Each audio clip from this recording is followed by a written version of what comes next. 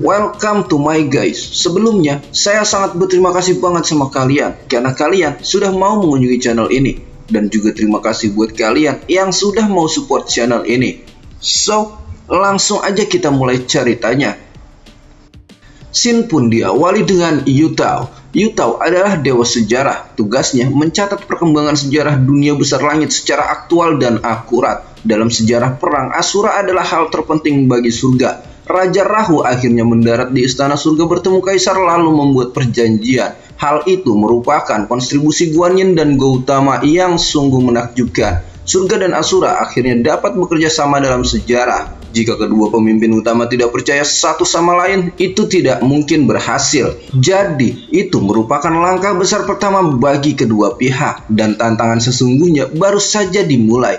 Gautama menerangkan kepada semua para prajurit istana bahwa semuanya harus mengingat karena ketiga raja Asura lainnya akan segera datang. Para prajurit harus tetap menjaga pertahanan dengan siaga. Jadi kenali musuh karena kali ini ada armada Asura yang menjadi teman surga. Sekarang Raja Gila sedang berjalan-jalan di istana surga dan harap untuk membuat dia nyaman. Yutao selalu mencatat hal-hal yang ada di surga. Dia juga mencatatkan bahwa Gautama ini setiap harinya cukup sibuk berkoordinasi serta mengatur strategi pertahanan militer. Tapi dalam aturan khusus ini bahwa tidak semua dewa bisa menerima. Di sini terlihat Jenderal Barat yang tidak bisa menerima Asura memasuki istana. Jenderal Barat mengatakan bahwa Gautama telah bersenang-senang ketika dia tidak ada. Jenderal Barat juga mengatakan bahwa perjanjian yang memungkinkan Asura bisa berjalan-jalan bebas di istana surga itu sungguh tidak bisa diterima. Gautama mengatakan bahwa Jenderal Barat datang tepat waktu karena surga dan Asura kini bekerja sama. Tapi Jenderal Barat ini sungguh sangat tidak menerima karena menurutnya Gautama telah memihak Asura. Gautama mengatakan bahwa itu adalah pilihan. Biarlah situasi berkembang dengan sendirinya. Tapi Jenderal Barat bersikeras tidak bisa menerimanya karena menurutnya surga dan Asura adalah musuh. Jenderal Barat juga menjelaskan bahwa Asura telah banyak membunuh para dewa. Berdamai dengan Asura akan banyak tentara surgawi yang marah. Di sini Jenderal Barat mengatakan bahwa kelakuan Gautama sungguh di luar nalar dan Gautama adalah aib bagi surga. Gautama menjelaskan pada Jenderal Barat bahwa itu adalah problem pribadi bila merasa malu, egois, dan tidak ingin melihat akhir perdamaian. Faktanya di sini, Disitian sendirilah yang menentukan takdirnya sendiri. Dan mulai saat ini kita dilarang menyerang Raja Gila karena Raja Gila adalah sekutu surga. Siapapun yang menyerang sekutu akan mempermalukan surga. Di sini Jenderal Barat sangat marah bahwa dia tidak akan mau bekerja sama dengan Asura. Gautama menerangkan bahwa sikap Jenderal Barat keliru karena kita semua adalah pelindung surga. Jangan hanya karena demi egois membuat kita tidak bersedia melindungi surga. Lebih baik selesaikan masalah ini dulu dan bekerja. Jika buruk baru boleh kecewa. Di sini Yutao juga menuliskan tentang kebencian 1000 tahun yang tidak akan reda sekaligus. Aliansi Asura cukup membuat moral tempur pasukan cukup menurun. Di sini terlihat Gautama dan Yutao berjalan menemui Guan Yin. Gautama mengatakan bahwa semuanya berjalan lancar, tapi Guan Yin mengatakan bahwa ketidakpuasan prajurit surga cukup banyak, terutama di posisi garis depan, setidaknya mencapai setengahnya. Selain hal itu semua cukup bagus dan menguntungkan. Guan Yin juga menerangkan bahwa surga kurang puas terhadap aliansi Asura, sikap manusiawi seperti yang diperkirakan. Guan Yin mengkhawatirkan ketika prajurit yang tidak puas bergabung dengan Raja Gila di medan perang, kemungkinan besar mereka tidak bersedia menyerang lawan. Itu bisa menyebabkan kekacauan, dan Gautama mengatakan untuk menarik mereka dari medan pertahanan, walaupun energi kita akan menjadi terbatas. Dan Guan Yin juga sudah lelah berdiskusi tentang hal ini dengan para ketua. Jadi Guan Yin menginginkan untuk menunggu saja. Di sini Yutao menanyakan pada Guan Yin dan Gautama apakah kondisi seperti ini sungguh baik-baik saja karena 3 raja Asura akan segera memasuki wilayah istana. Sedangkan posisi dewa lainnya saat ini sedang berlindung. Sebagai penulis, lumayan sulit bagi Yutao mengumpulkan informasi dengan baik, dan Gautama di sini menyuruh Yutao untuk menuliskan surat lalu diberikan pada Asura. Dan menurut Gautama itu tidak akan sulit.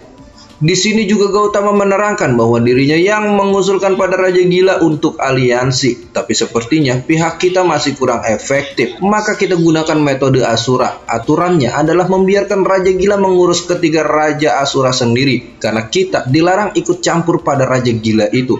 Ini adalah hal yang paling penting, dan tidak akan ada yang mengira Raja Gila mungkin lebih baik dari dirinya.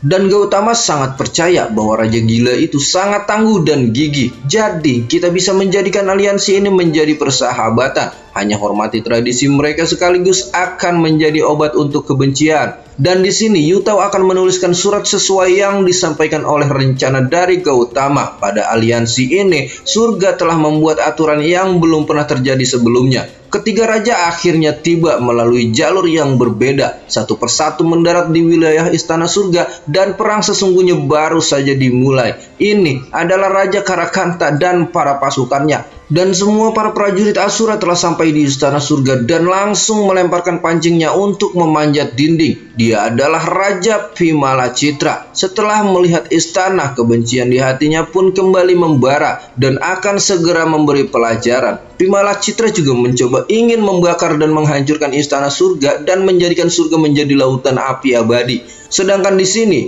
ini adalah Raja Bandi yang baru saja tiba di istana surga. Bandi mengatakan kenapa para dewa tidak datang untuk menyambutnya. Bandi juga merasakan bahwa para dewa sudah kabur dan dewa hanya menunggu untuk punah. Dan ini adalah kakek surga. Saya juga tidak tahu posisi dia sebagai apa. Jadi sebut aja dia sebagai kakek pelindung ya. Kakek pelindung mengatakan para Asura mencari para dewa meski dilarang datang ke surga. Jadi semua harus tinggal sebentar di surga ini. Para Asura telah menjadi ujian panjang bagi para dewa. Sebagai dewa pelindung, Asura dilarang untuk berbuat lancang di surga. Dan kakek pelindung ini pun langsung mengeluarkan jurusnya, yaitu segel 3 jari. Terlihat di sini pancaran sinar dari istana menuju ke langit. Sesampainya di atas, pancaran sinar itu pun langsung meledak-ledak. Setelah turun, pancaran itu pun langsung berubah menjadi benteng pertahanan. Dan ini disebut adalah mantra benteng kuno abadi. Ketiga Raja Asura yang melihat itu pun sepertinya bergumam, nggak guna banget sih pakai benteng-benteng segala. Sedangkan semua para prajurit istana pun sudah menyiapkan busur panahnya dan langsung melontarkannya. Semua panah terarah ke semua Asura. Di sini Raja Karakanta mengatakan jika pertahanan terakhir dewa hanya menggunakan panah seperti ini, dewa akan segera punah. Benteng dan hujan panah hanya akan memperlambat sebentar saja, dan setelah ini para dewa pun semuanya akan berakhir. Dan terlihat juga di sini Karakanta telah menerima panah itu, tapi dengan santai Karakanta mencabutnya dan merasakan itu nggak penting sih.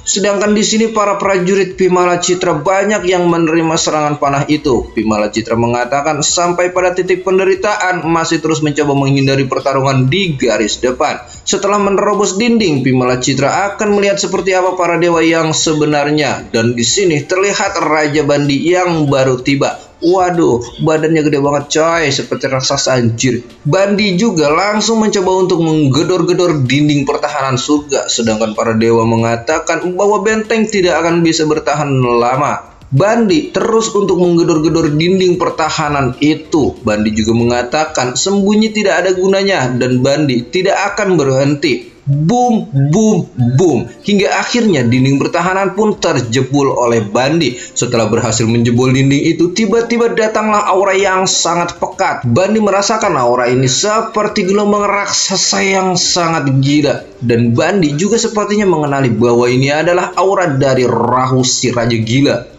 Benar saja, di sini terlihat Rahu yang sedang menaiki naga apinya. Rahu juga mengatakan bahwa dia ingin menantang Bandi untuk bertarung. Rahu juga menjelaskan bahwa sebagai Raja Asura harus bisa menyambut tantangan kapanpun. Tapi di sini Bandi mengatakan bahwa Rahu telah lupa kalau ini adalah istana surga. Musuh bersama Asura itu adalah para dewa. Tapi Rahu mengatakan bahwa musuh bersama itu menurut Bandi saja. Sedangkan bagi Rahu, semua Raja Asura juga adalah musuhnya. Rahu juga mengatakan bahwa Bandi, Vimala Citra juga Karakanta segera akan dipenggal satu persatu oleh Raja Rahu. Dan pemenggalan ini akan dimulai dari Bandi. Rahu pun langsung mengeluarkan ledakan tsunami kematian Asura. Push! Dan kita akan dialihkan sedikit ke sebelum Raja Rahu bertarung dengan Raja Bandi.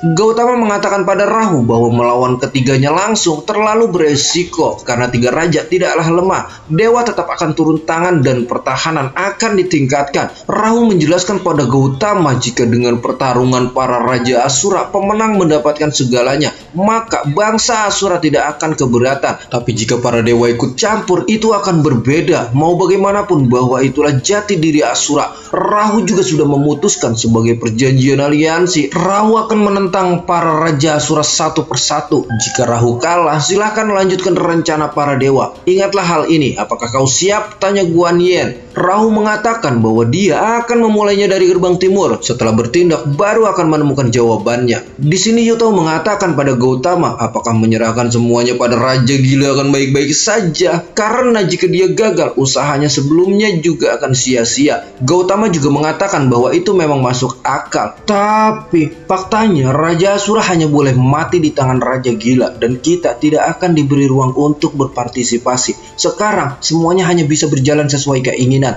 Yuto juga mengatakan bahwa Bandi, Pimala Citra, dan Karakanta bahwa mereka lebih awal menjadi raja. Apakah Raja Rahu sungguh mampu melakukannya? Rencana ini akan cukup berat, tapi melihat dirinya, Gautama merasakan yakin pada Raja Rahu. Rasanya juga tidak akan mustahil. Serepet! Rahu berhasil mengayunkan pedangnya ke tubuh Bandi hingga terlihat Bandi di sini mengeluarkan banyak darah yang muncrat dari tubuhnya, dan si Shinji chapter 157 di sini pun bersambung.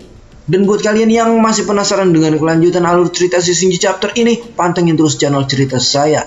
Jangan lupa buat pencet tombol subscribe dan aktifin loncengnya biar kalian gak ketinggalan keseruan dari cerita saya. Dan jangan lupa juga untuk tinggalkan like, karena dengan like kalian, Mimin cerita saya akan lebih bersemangat menghadirkan tentang video si Shinji chapter ini.